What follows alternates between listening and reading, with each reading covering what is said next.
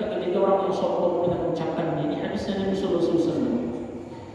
Maka Rasulullah sallallahu alaihi wasallam itu kalau sahabat ngomongin makanan ya ribut, tapi ingat tidak maksiat dan pasti ada faedah. Itu yang pertama. Yang ringan dulu, kemudian akhlaknya Nabi Muhammad sallallahu alaihi wasallam.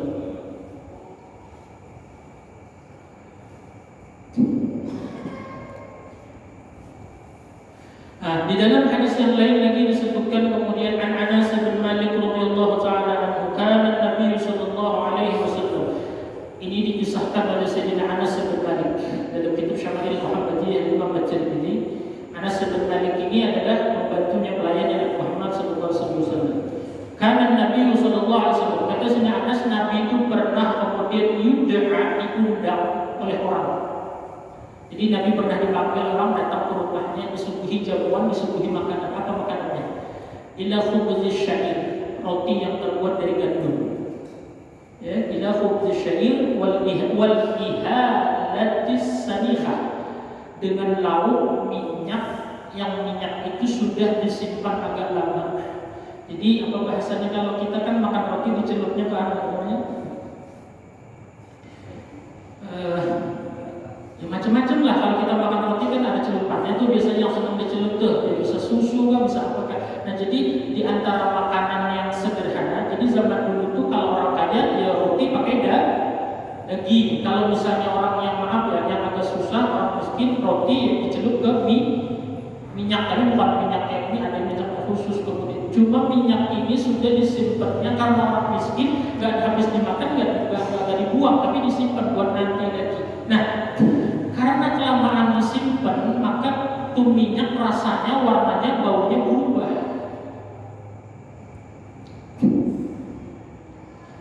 Ya. Artinya apa? Mungkin kalau bahasa kita sudah agak bau-bau basi. Yaji, apa namanya? Kemudian karena kelamaan disimpan, fayujibu, tapi Nabi datang, Nabi makan dan Nabi nggak ngomong apa-apa. Nabi diundang datang, disuguhin makanan ini roti, celupannya minyaknya ini minyak yang udah lumayan lama, sehingga kemudian ceritanya Sayyidina Anas bin Malik yang ikut dengan Nabi. Cuman karena kelamaan disimpan minyak, rasanya, baunya, warna udah berubah. Nabi makan, Pak. Insyaallah.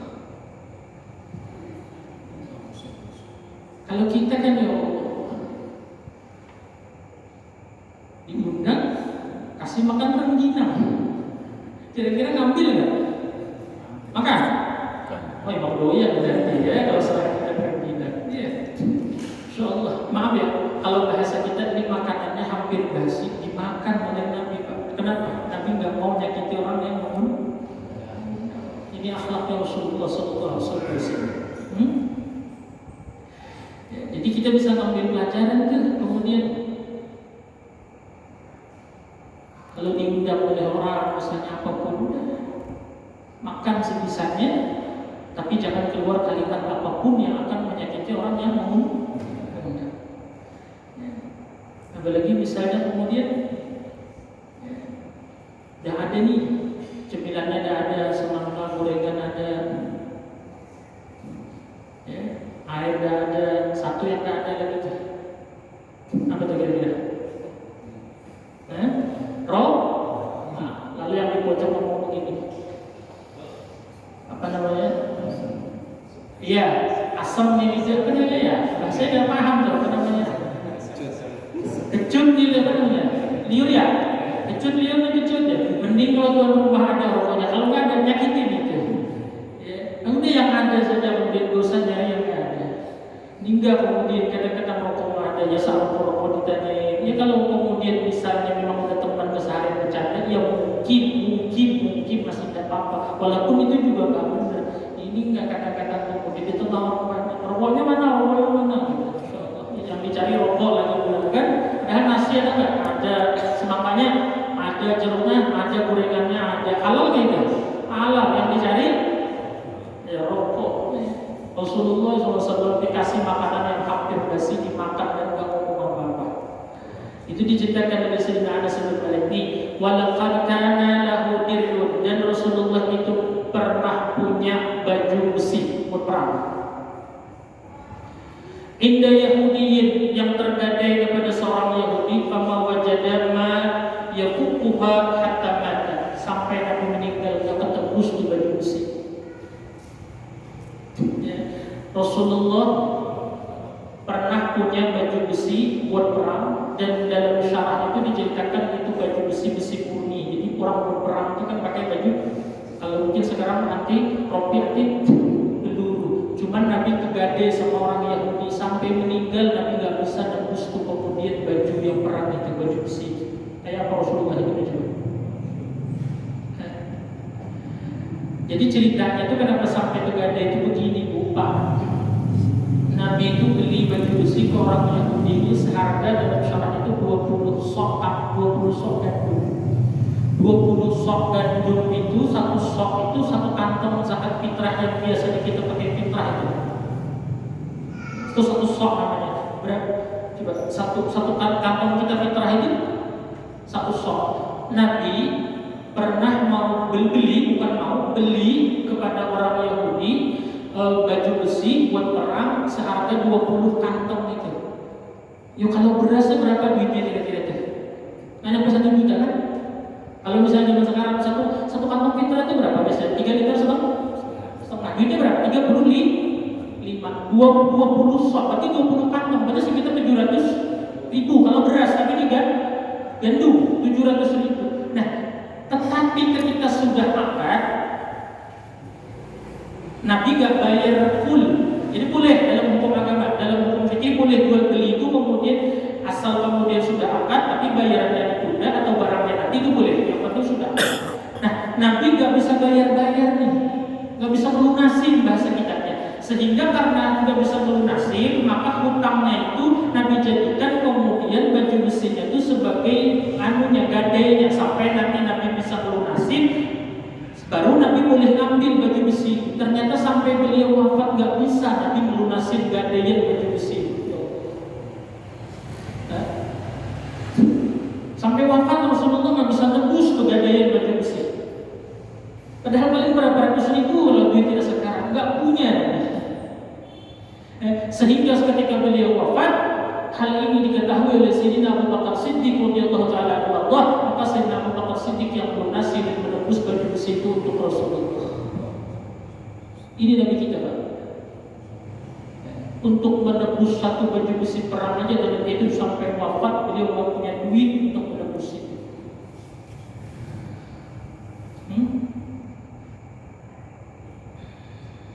Allahu Akbar. Ya. Jadi mudah-mudahan kita makin kenal dengan Rasulullah SAW, makin paham bahwa itulah yang harus dicontoh. Ya, artinya apa? Ya, teladan kita lengkap semuanya, kemudian ada pada diri Nabi Muhammad SAW.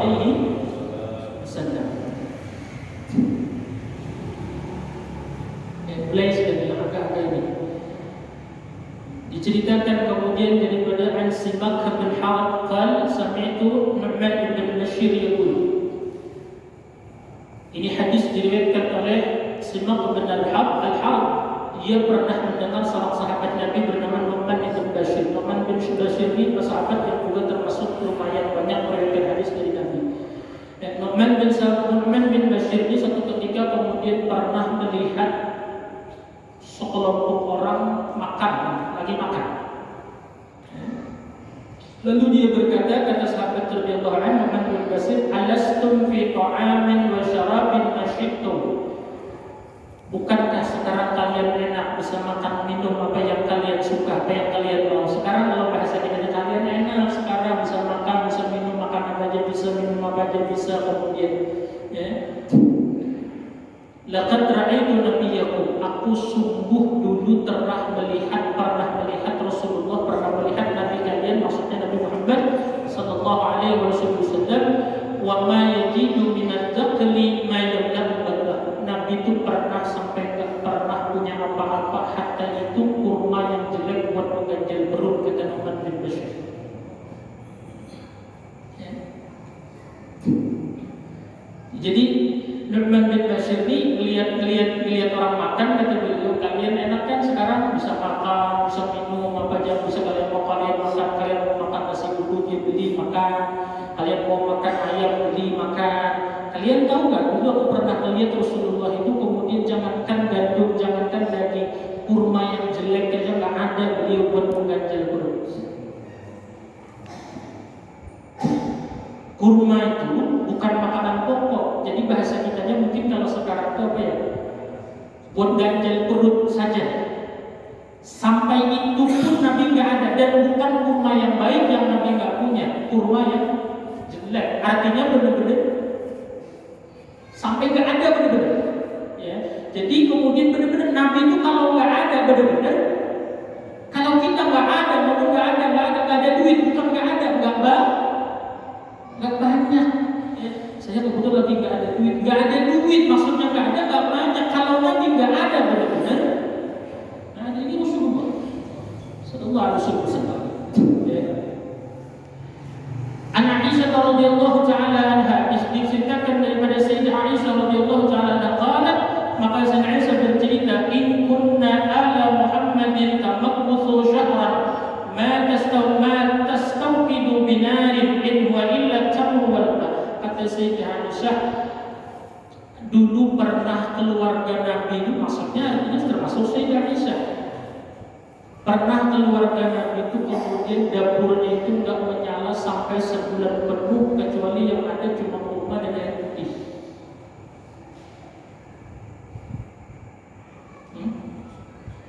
Yang ceritanya Sayyidah Aisyah yang hidup dengan Nabi menceritakan Nabi, keluarga Nabi, masuk keluarga Nabi itu Nabi dan istri beliau itu sampai 1 bulan full pernah dapur itu nggak ada menyala. Maksudnya 1 bulan nggak pernah masak. Kenapa? Nggak ada yang dimasak. Terus apa yang dimakan? In huwa illa tamar wal ma, kecuali cuma makan kurma air putih. Lapar kurma air putih, lapar kurma air putih. Kapan? Pernah sampai sebulan.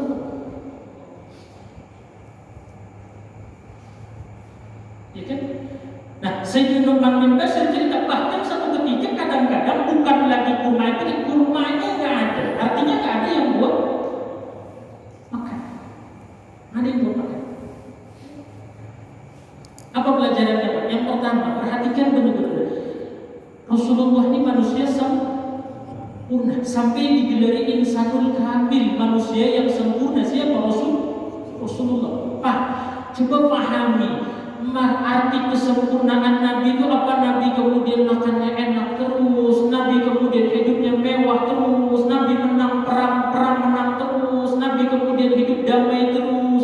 Arti sempurnanya Rasulullah itu kan enggak. Nabi sering gak makan, Nabi sering susah, Nabi perang pernah kalah, Nabi perang pernah kena panah sampai gigi geraham patah, Nabi pernah melamar perempuan gak diterima, Nabi pernah melamar perempuan ditolak, pernah. Nabi pernah melamar Fahitah. Fahitah ini anaknya Abu Talib, sepupu oleh Nabi. Kemudian Fahitah ini janda, suaminya syahid di medan perang, punya anak, dilamar oleh Nabi, tidak diterima oleh Fahitah. Rasulullah melamar tidak diterima. Rasulullah sebulan tidak masak di rumah, cuma makan kurma air putih. Rasulullah perang Uhud kalah. Rasulullah pernah panah sampai patah, digerak sampai berdarah. Rasulullah kemudian pernah dimarahin istri, Rasulullah pernah diam dimarahin istri. Ini apakah mengurangi kesempurnaan beliau? Maksudnya gini Pak, artinya yang dikatakan kita hidup di dunia ini yang sempurna, hidup yang hebat, hidup yang baik, bukan artinya kita hidup itu harus nikmat, terus gak ada masalah, bukan itu Pak. Rasulullah yang manusia sempurna aja hidup, kemudian makan gak makan sedih, perang kalah pernah. Kemudian Rasulullah berantem di rumah tangga pernah, Nabi melamar perempuan ditolak pernah, Nabi punya hutang bahkan sampai wafat belum kebayar, kecuali dibayar oleh Abu Bakar. Artinya apa Pak? Kalau kita hidup seperti itu biasa Pak. Paham nggak maksudnya? Kenapa kita mesti? Kenapa saya hidup begini kok susah banget? Emang hidup yang kayak apa yang kita ingin di dunia ini? Itu contoh kita Nabi Sallallahu Alaihi Wasallam yang beliau manusia paling sempurna. Beliau hidupnya pernah kelaparan, beliau pernah sebulan nggak ada masak di rumah. Saya tanya coba, sesusah-susahnya orang di antara kita nih, kalau pernah susah sesusahnya hidup, pernah nggak sampai sebulan nggak masak istri di rumah? Coba. Cuma kita nggak punya duit banyak saat ini, masa kita kemudian ya Allah kayak apa ini ya Allah, sudah ibadah itu, saya sudah kemudian ke masjid berjamaah, saya sudah baca Quran ya Allah, kenapa? Masya Allah tuh Rasulullah ibadahnya kaki sampai bengkak, Rasulullah sujudnya berlama-lama sampai kemudian nangis air matanya, kemudian ketika munajat kepada Allah kelaparan. Ingat nih rumusnya nih, siapapun dia, ini rumus ingat nih, pegang-pegang benar-benar baik-baik nih kemudian ya. Jangan kita peringati maulid tiap tahun tapi kita nggak kenal Rasulullah siapa, kita nggak bisa ambil. Ingat nih baik-baik nih, bila ada orang merasa hidupnya paling susah, kenapa hidupnya paling sulit, kenapa hidupnya banyak masalah, berarti orang itu belum kenal benar dengan Rasulullah SAW. Bila orang masih merasa kenapa saya susah benar, kenapa saya hidup saya begini, kenapa kemudian kesulitan terus nimpa saya, kemudian orang itu belum kenal dengan Rasulullah. Pertanyaannya kemudian, adakah orang zaman sekarang yang hidup sesulit seperti hidupnya Nabi kita Muhammad Sallallahu Alaihi Wasallam? Jauh kita lebih nikmat daripada Rasulullah. Padahal kita siapa? Rasulullah yang manusia pernah hidup mau punya kasur. Beliau kalau tidur cuma bisa kemudian alasnya pelepah rumah itu kemudian kalau direbahin, kalau bangun bekasnya nempel di sini. Beliau punya bantal cuma kemudian kulit kambing dijahit di dalamnya, dimasuki kemudian dapat daun kurma dimasukin supaya tinggi, itu yang direbahin. Nabi nggak pernah punya kasur, Nabi nggak pernah punya lemari, Nabi nggak pernah punya bantal. Nabi rumah cuma seukuran kamar kita di Madinah. Kamar kita sekarang tuh yang di rumah-rumah yang bapak-bapak tidur, ada istri, ada anak, seukuran itu toh rumahnya Rasulullah SAW. Nabi gak pernah punya lemari.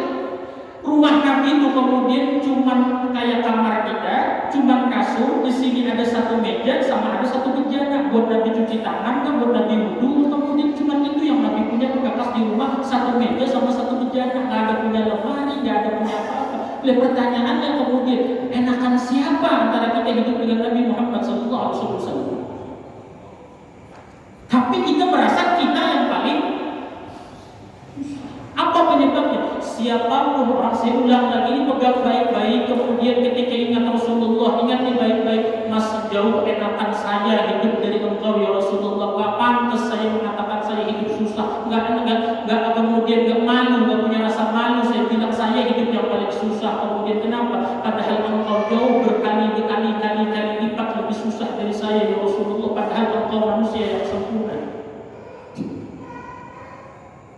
Coba bayangkan, sampai 1 bulan Nabi gak ada yang dimasak kecuali lapar makan kurma air putih, bukan 1 hari Pak gak bisa masak. Kalau kita percaya ada 3 hari dia gak masak, Masya Allah, pasti ributnya luar biasa. Waliyadzubillah. Rasulullah sebulan Pak. Jadi kalau orang mengeluh itu orang gak kenal Rasulullah, orang hidupnya suka mengeluh itu orang yang belum benar-benar kenal dengan siapa nabinya, orang yang hidupnya senang menceritakan kesusahannya ke sana kemari, orang yang hidupnya belum benar-benar dia punya hubungan dengan Rasulullah. Kalau dia kenal dengan Rasulullah, dia punya hubungan dengan Rasulullah, dia akan ngomong begini, ya Allah hidup saya masih nikmat ya Allah, saya bisa tidur di kasur yang bagus, saya bisa tidur di kamar yang ada AC-nya, saya punya lemari, saya punya makan ya Rasulullah dulu kemudian lemari nggak ada, makanan nggak ada, kemudian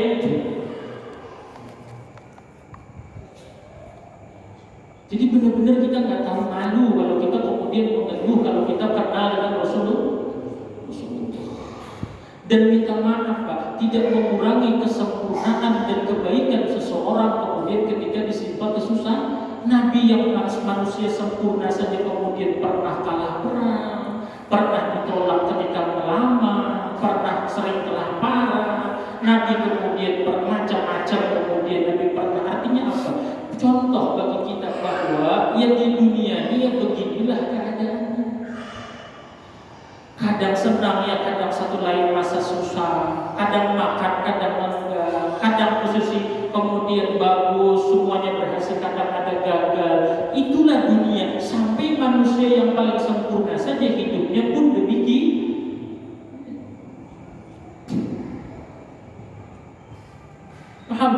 jelas ya? Jelas. Ingat kalau kita masalah Rasulullah lebih berat dari kita. Rasulullah lebih susah di dunia daripada kita. Rasulullah lebih sulit hidupnya daripada kita. Dan ingat Pak, ingat ini yang kedua. Rasulullah hidup sulit bukan karena nggak mampu, tapi karena nggak mau. Kalau kita sulit nggak mau, benar-benar kita nggak mau. Iya, tapi Rasulullah sulit, kemudian warawadatul jibalu syurmun min dhahabin an nafsihi fa'araha ayyamash syamami. Itu gunung Mekah menawarkan diri jadi emas, Nabi nggak terima, Nabi tolak dengan penuh rasa bangga. Kalau Nabi mau hidup nggak ada masalah. Nabi mau hidup nggak pernah nggak punya makanan. Kalau mau Nabi hidup kemudian nggak pernah kalah perang. Nabi bisa, tapi kemudian Nabi nggak ambil itu kemudian. Pertanyaannya kenapa? Supaya umatnya punya contoh. Laqad kana lakum fi Rasulillahi uswatun. Supaya umatnya punya contoh. Kalau nabinya misalnya perang menang terus dan pernah kalah, Nabi hidupnya nggak pernah lapar, kenyang terus, bahkan makan apa aja bisa. Kalau Nabi mau Nabi kemudian tidak pernah sakit, Nabi nggak pernah kemudian kena panah atau kemudian dan lain sebagainya, Nabi nggak pernah mengalami kesulitan. Kalau misalnya Nabi mau, Nabi bisa. Tapi kenapa Nabi nggak mau? Nabi kemudian biar bisa ngomong, hei umatku, kalau nanti setelah aku kalian mengalami hidup kelaparan, ingat aku jauh lebih lapar dari kalian. Kalau kalian gagal berusaha, kemudian misalnya kalian sedang dalam masalah, aku juga pernah dalam masalah, misalnya kalah perang, bagaimana kemudian 70 orang sahabat menghafal Quran ketika perang Uhud itu gugur. Kalau Nabi mau bisa, Nabi hidup senang, Nabi hidup gak pernah susah, Nabi hidup makan enak terus, Nabi hidup gak pernah mengalami kesulitan-kesulitan. Tapi Nabi gak mau supaya kita punya contoh. Nah, kita katanya mencontoh Nabi, mana yang kita contoh? Mana yang kita contoh?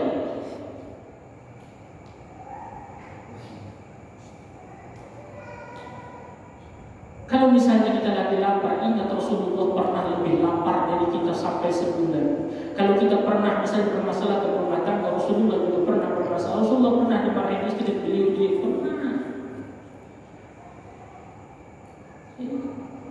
Maka siapapun yang mengenal Rasulullah SAW dengan baik, walaupun gak banyak pengenalannya, tapi yang benar-benar kemudian peringatan Maulid itu sebagai bukan hanya merayakan, dikenalkan Rasulullah begini, Rasulullah begini, apa yang terjadi kemudian? Dia akan menganggap hidup di dunia ini banyak nih.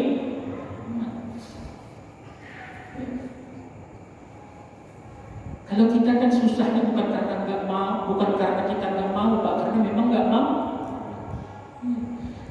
Artinya kalau Rasulullah yang mampu saja memilih enggak, apalagi kita yang memang sudah nggak mampu.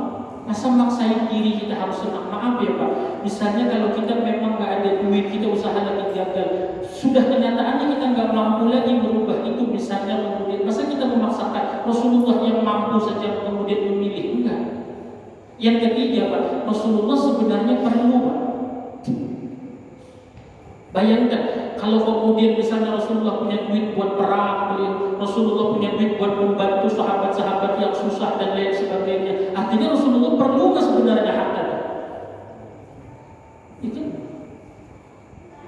Kalau kita susah karena kita memang nggak mampu, dan kita kadang-kadang senang itu, maaf ya, dengan sesuatu yang kita nggak perlu amat.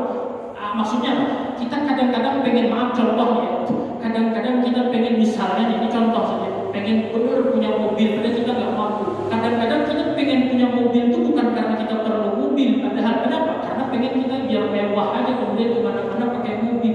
Nah, Rasulullah sebenarnya perlu, mampu, tapi nggak mau. Nah, kita kebalik, nggak mampu, nggak perlu, tapi cocok nggak dengan yang dicontohkan Nabi? Jauh. Harusnya kalau kita sudah nggak mampu, ya Allah, sudah saya nggak mampu beli mobil, ya Allah mau punya motor, gak usah maksa, ya Allah motor ini Rasulullah yang mampu aja. Kalau mau beli motor, kalau bahasa beli mobil, beli unta paling mahal, Rasulullah mampu. Kenapa? Tapi beliau nggak mau. Nah, saya nggak mampu, masa maksain mau?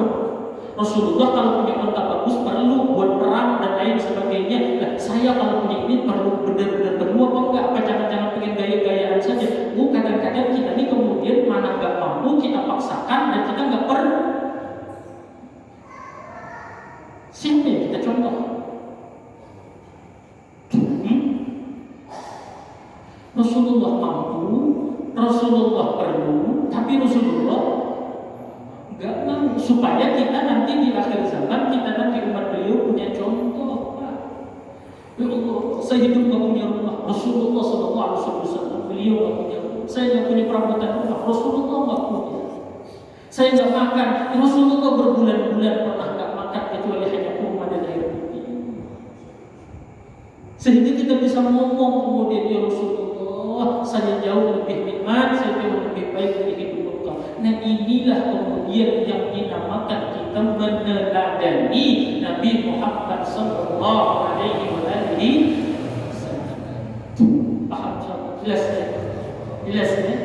Ingat, satu, Nabi kalau dalam berbicara tidak kaku dan tidak senang memotong pembicaraan orang. Yang kedua, Rasulullah Sallallahu Alaihi Wasallam kalau diundang tidak pernah mengecewakan. Di antara akhlak Nabi, dan beliau seumur hidup pernah punya baju besi yang digadai yang ketembus. Yang terakhir, yang ketiga, kemudian di antara akhlaknya Nabi, beliau bahkan sampai 1 bulan pernah gak masak di rumah istri-istri beliau karena gak ada yang dimasak. InsyaAllah, mudah-mudahan manfaat begitu semua. Dikit, ada saya banyak tulis hadisnya di sini. Kemudian cuma karena waktu, mudah-mudahan lain waktu dan kesempatan InsyaAllah. Ya, pesan saya, rajin-rajin baca tentang Rasulullah. Ya, rajin-rajin baca tentang bagaimana Rasulullah, tentang bagaimana kehidupan Rasulullah, bagaimana akhlak Rasulullah. Kenapa? Biar di situ kemudian kita punya kecenderungan kepada beliau. Semakin kita mengenal beliau, demi Allah, semakin kita mengenal beliau, maka pasti akan semakin hati kita ini kemudian terpaut cinta dengan beliau. Pasti, ya, pasti. Asal kemudian orang beriman, sekaya apapun dia ahli maksiat, asal dia masih beriman. Bahkan kadang-kadang orang yang beriman pun ketika dia mengenal Rasulullah, maka dia kemudian tumbuh cinta. Maka bulan Maulid ini jangan hanya hadir perayaannya saja, tapi kita di mana-mana perayaan nggak pernah kenal Rasulullah kayak nggak pernah kenal Rasulullah kayak apa pernah. Jangan sampai, ya. Jangan sampai. Terakhir saya bacakan satu hadis tadi, singkat saja. An Anas bin Malik radhiyallahu ta'ala anhu qala, Sayyidina Anas bin Malik pernah berkata, "Khaddamtu Rasulullah sallallahu alaihi wasallam 10 sinin." Aku pernah menjadi pelayannya Nabi kepada Sayyidina Anas selama 10 tahun. Sayyidina Anas jadi pembantunya Nabi 10 tahun. Lama apa bentar? Sayyidina Anas ini kemudian umur 10 tahun diserahkan oleh ibunya di Madinah kepada Nabi untuk jadi pelayan Nabi. 10 tahun di Madinah, Nabi wafat. Berarti umur Sayyidina Anas 20 tahun. Berarti Sayyidina Anas 10 tahun hidup bersama Nabi, melayani Nabi. Nabi mau wudu, diambilkan airnya, Nabi pokoknya bahasanya sekarang jadi pelayannya. Nah, coba lihat kesaksian Sayyidina Anas tentang bagaimana akhlak Rasulullah. Wa ma qala li fama qala li uffiqtu wa ma qala li syai'in sana'tuhu lima sana'tahu wa la li syai'in taraktuhu lima taraktahu wa kana Rasulullah sallallahu alaihi wasallam min ahsani an-nas khuluqan wa la masastu khazzan wa la hadiran wa la syai'an kana alyana min kaffi Rasulillah sallallahu alaihi wasallam wa la shamamtu miskan qat wa la itran kana atyaba min 'arqi Nabi sallallahu alaihi wasallam. Kata saya begini, aku pernah jadi pembantunya Nabi selama 10 tahun, dan selama 10 tahun itu gak pernah Nabi itu ngomong kepada aku Selama 10 tahun Sayyidina Anas jadi khadamnya Nabi, jadi khadamnya Rasulullah. 10 tahun itu Sayyidina Anas gak pernah Nabi itu ngomong kepada Sayyidina Anas begini. Bahasa kita itu apa ya? Menandakan gak senang ngomong, itu gak pernah Nabi selama 10 tahun. Dan tidak pernah kata Sayyidina Anas Rasulullah itu ngomong kepada aku selama 10 tahun itu kemudian li syai'in sana'tuhu lima sana'tahu wa la li syai'in taraktuhu lima taraktahu. Kenapa kamu mengerjakan ini atau kenapa kamu enggak mengerjakan ini? Itu selama 10 tahun enggak pernah Nabi ngomong begitu. Minta maaf. Padahal 10 tahun lama kan? Kira-kira kalau orang kerja 10 tahun pasti banyak salahnya apa? Ya kan? Kita kerja 10 tahun ke orang nih, apa 10 tahun itu kita benar terus, pasti banyak salah. Yang kedua Pak, yang terjadi anak-anak Pak, mulai umur 10 tahun, umur 10 tahun kerja dengan Nabi, 11, 12, 13 sampai 20 tahun sampai usia memasuki dewasa, kemudian dari mulai kanak-kanak, dan sampai menjelang dewasa 20 sampai umur 20 tahun. Artinya apa? 10 tahun tua ulama yang terjadi bukan orang dewasa. Artinya salah itu pasti enggak. Tapi Rasulullah enggak pernah ngomong selama 10 tahun itu kata Sayyidina Anas, enggak pernah. Dan enggak pernah Rasulullah ngomong, kenapa kau mengerjakan ini? Kenapa kau enggak kerjakan begini? Enggak pernah. Apa pelajarannya? Rasulullah paling pengertian kepada orang lain, paling mengerti pengertian kepada orang lain, sehingga kalau mengerti dan pengertian ini maka muncul pemakluman, maklum jadinya, akhirnya memaafkan. Gak ada kalimat ini yang berat kita contoh nih. Memaklumi orang lain ini berat, mengerti orang lain ini berat. Kadang-kadang justru kita yang ingin selalu dimengerti. Misalnya contoh, kita ketemu orang nih, lalu kita senyum ke orang tuh, lalu orang tuh nggak tahu-tahu kemudian maksudnya dia ngelengos saja. Kita kata itu sombong bener, sudah kemudian disenyumin, gak balas senyum-senyum, jalan aja terus kemudian. Memang sekali apa sih? Nggak mengerti. Padahal kalau bisa mengerti misalnya, jangan-jangan dia kemudian nggak melihat. Gak mungkin gak melihat, kemudian misalnya kata orang berpasan itu, jangan-jangan dia lagi sibuk buru-buru, makanya dia kemudian pikirannya enggak, walaupun matanya melihat tapi pikirannya kemudian enggak fokus, misalnya lagi ada masalah, makanya dia kemudian enggak senyum ketika disenyumin. Coba kalau bisa mengerti seperti ini, nah maka maaf yang ada. Tapi kita enggak kan. Nah ini yang terjadi dengan Nabi Muhammad SAW. Beliau paling mengerti, kemudian beliau paling paham. Makanya ketika dilempari di Taif itu sampai berdarah, apa kata Nabi kemudian? Ketika malaikat menawarkan dilempar ditindih dengan gunung itu, kata Nabi apa? Aku berharap di sulbi mereka akan lahir keturunan-keturunan yang nanti akan beriman. Artinya Pak Nabi paham kalau kakeknya orang tuanya nggak beriman, siapa tahu nanti anaknya beriman. Artinya mencoba mengerti atas tingkah laku orang lain. Ini yang dipraktekkan oleh Nabi sampai bisa 10 tahun nggak pernah ngomong ke Sayyidina Anas, nggak pernah ngomong kemudian kenapa mengerjakan ini, kenapa nggak mengerjakan ini. Berhasil baik rupa, baik akhlak, baik jasa, maka yang paling sempurna adalah Nabi kita Muhammad SAW. Tapi ingat, manusia yang paling sempurna ini hidupnya tidak selalu nikmat, tidak selalu mewah, ada masalah, ada kalah, ada lapar dan lain sebagainya. Itulah dunia ini. Ketika di dunia ini kadang kita senang, kadang susah, kadang lapar, kadang kenyang, tidak mengurangi kemuliaan kita. Yang membuat kita bisa hina adalah kalau kita salah menyikapi saat diberi kenyang, salah menyikapi saat diberi lapar. Masalah kita lapar, enggak hina kita gara-gara lapar, enggak kenyang, enggak mulia orang gara-gara kenyang. Kalau memang orang hina gara-gara lapar, kenapa Rasulullah dulu berbulan-bulan pernah lapar? Kalau orang mulia hanya karena makan terus bisa makan apa saja, kenapa raja-raja Kaisar Romawi, raja-raja Kaisar Persia kemudian yang hidupnya mewah, makannya enak, enggak mulia? Kenapa? Karena memang bukan itu ukuran kemuliaan. Nabi paham, makanya Nabi memilih lebih banyak lapar. Sadar Nabi lapar dan kenyang bukan ukuran kemuliaan. Nah inilah harusnya yang kita contoh dari diantaranya daripada pribadi Nabi Muhammad SAW. Mudah-mudahan malam 12 Rabiul Awal ini Allah Subhanahu Wa Taala limpahkan mahabbah kita kepada Nabi Muhammad SAW. Beliau orang yang paling mencintai kita, beliau orang yang paling memperhatikan kita. Inilah orang yang benar-benar mencontohkan akhlak yang terbaik kepada kita. Persoalannya cuma dua. Satu, kita paham, kita mau mengenal Rasulullah, kita tahu nggak kayak Rasulullah, atau jangan-jangan selama ini kita maulid datang hadir pulang nggak nambah kenal apa-apa dengan Rasulullah. Yang kedua, setelah kenal kita mau nggak mencontoh Nabi pelan-pelan, kita mau nggak mencontoh Nabi pertahanan.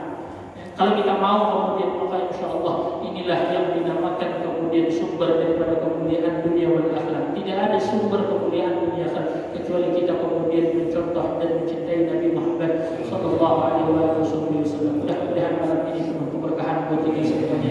Mudah-mudahan malam ini kemudian jadi saksi bahwa kita pernah menceritakan tentang Rasulullah, bahwa kita pernah mengenal Rasulullah, bahwa kita pernah tahu bagaimana akhlak Rasulullah. Dan mudah-mudahan Allah Subhanahu wa taala mengumpulkan kita dengan beliau dan di akhirat. Dan mudah-mudahan Allah beri kesempatan mata kita di dunia ini melihat beliau walaupun dalam keadaan hanya di dalam mimpi. Mudah-mudahan mata kita Allah perkenankan untuk bisa melihat wajah Rasulullah SAW.